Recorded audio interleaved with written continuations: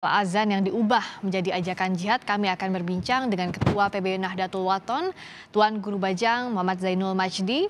Selamat sore, Assalamualaikum warahmatullahi wabarakatuh. Tuan Guru, selamat sore. Ya, Assalamualaikum warahmatullahi wabarakatuh. Waalaikumsalam warahmatullahi wabarakatuh. Pak TGB, banyak pihak menganggap ini adalah penyimpangan lafal azan yang diubah menjadi ajakan jihad. Apakah menurut Pak TGB ini di kemudian hari dengan minta maaf selesai atau perlu diusut? Apakah ada unsur pidananya atau tidak? Saya tidak bisa dengar suaranya. Baik, kami akan coba untuk memperbaiki sambungan komunikasi dengan Anda, Tuan Guru Bajang Zainul Majdi. Tadi sebelumnya kami telah memutarkan sejumlah berita yang Anda saksikan. Ini adalah bagaimana viral lafal azan yang diganti dengan ajakan jihad. Hingga saat ini pihak kepolisian masih menyelidiki lokasi pembuatan video serta siapa yang menginisiasi pembuatan video ajakan jihad melalui lafal azan ini. Kami coba sapa kembali Tuan Guru Bajang Zainul Majdi. Assalamualaikum warahmatullahi wabarakatuh. Pak TGB, bisa dengar suara saya? Pak TGB, kami coba perbaiki lagi komunikasi dengan Tuan Guru Bajang Zainul Majdi.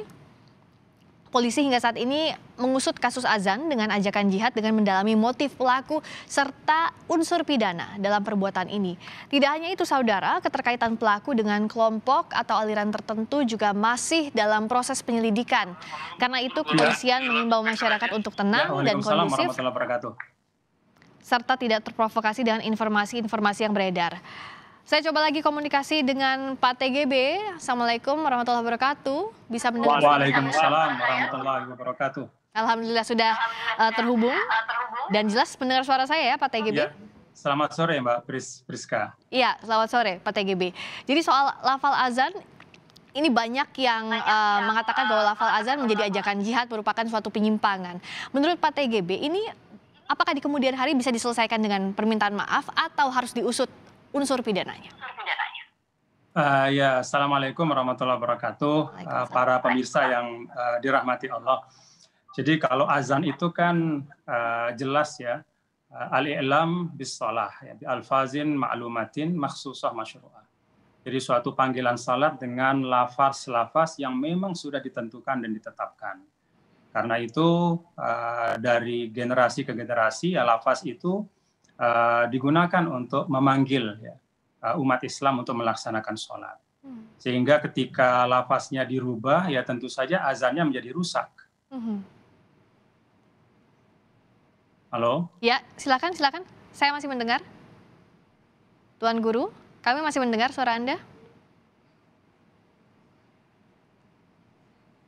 Tampaknya masih terputus komunikasi dengan Tuan Guru Bajang Zainul Majdi.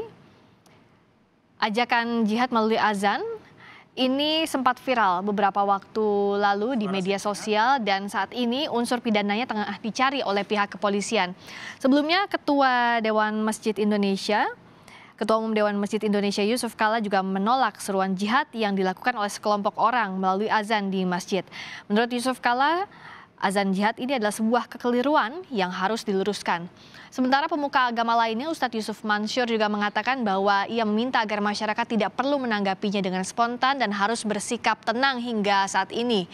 Yusuf Mansur juga menjelaskan bahwa tidak ada ajaran dalam agama Islam dalam hal mengganti lafaz atau kalimat azan. Sementara itu hingga saat ini, keterkaitan pelaku dengan kelompok atau aliran tertentu juga masih dalam penyelidikan. Selain juga mencari tahu siapa yang menginisiasi di balik pembuatan video yang mengubah lafal azan yang diganti dengan ajakan jihad. Sebelumnya Masa Front Pembela Islam atau FPI juga mendatangi Polres Majalengka, Jawa Barat terkait pengusutan video viral lafal azan yang diganti dengan ajakan jihad. Selain Masa FPI, tim kuasa hukum juga mendatangi Satreskrim Polres Majalengka untuk menanyakan proses pemeriksaan yang tengah dilakukan polisi.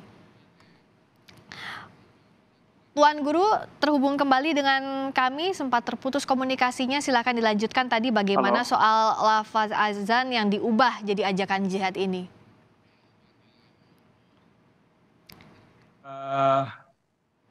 Saya baru masuk suaranya ya, Mbak. Iya, terdengar dengan jelas, Tuan Guru. Silakan.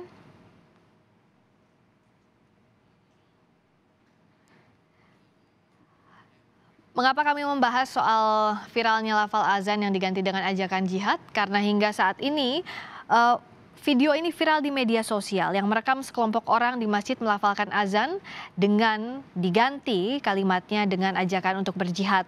Video ini dinilai menimbulkan keresahan masyarakat karena masjid menjadi tempat ajakan untuk memenuhi kepentingan kelompok tertentu.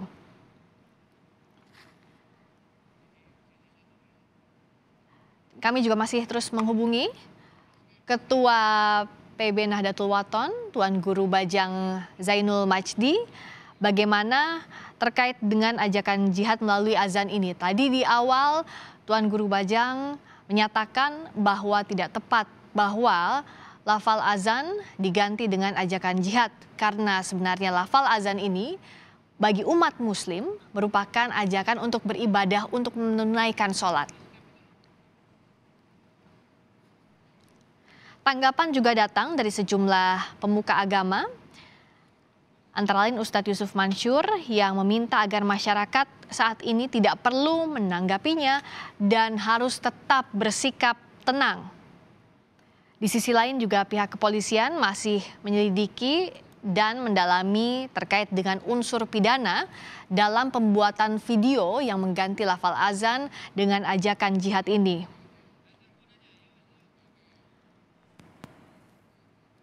Para pemuka agama juga mengingatkan agar masyarakat tidak terpancing dengan adanya video ini.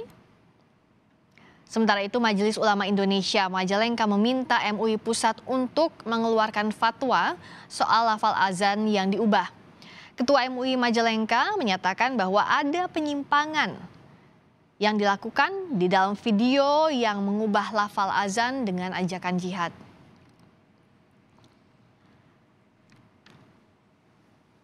Video ini mulai diusut oleh polisi. Polres Majalengka juga tengah mengusut salah satu unsur, yakni lokasi pembuatan video azan dengan ajakan jihad berdasarkan spanduk yang tertulis, yakni Kecamatan Argapura. Dalam pengusutan kasus ini, Polres Majalengka telah berkoordinasi dengan MUI dan Forum Kerukunan Umat Beragama setempat. Kami coba kontak kembali Tuan Guru Bajang. Tuan Guru, bisa mendengar suara saya? Silakan dilanjutkan. Sudah terdengar suara Anda? Silakan. Terima kasih. Mohon maaf ya Mbak Priska dan para pemirsa masalah sinyal. Jadi intinya azan itu adalah panggilan untuk sholat dengan lafaz yang memang sudah ditetapkan. Sehingga ketika lafaz itu dirubah ya tentu saja yang pertama azannya itu rusak.